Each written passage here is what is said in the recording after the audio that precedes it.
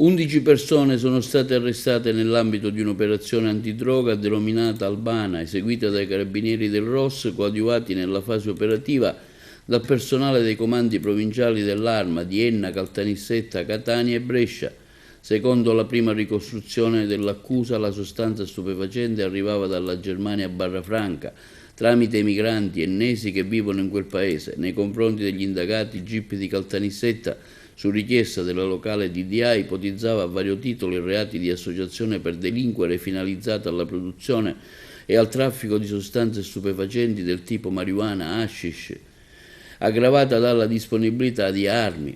Alcuni di loro sono indagati per intestazione fittizia di beni, a uno dei tre è contestata la disponibilità di armi e munizioni.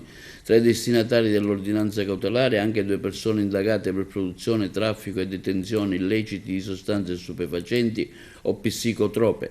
Tutti gli indagati sono destinatari della misura cautelare in carcere, tranne 2 sottoposti agli arresti domiciliari con braccialetto elettronico.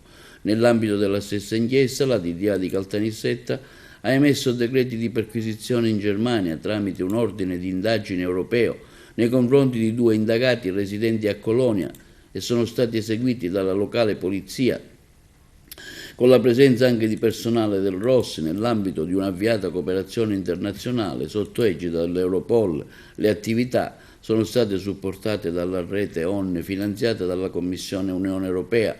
Le indagini e la naturale prosecuzione dell'impegno della Procura di Caltanissetta e del ROS nel contrasto alla criminalità organizzata mafiosa della provincia di Enna.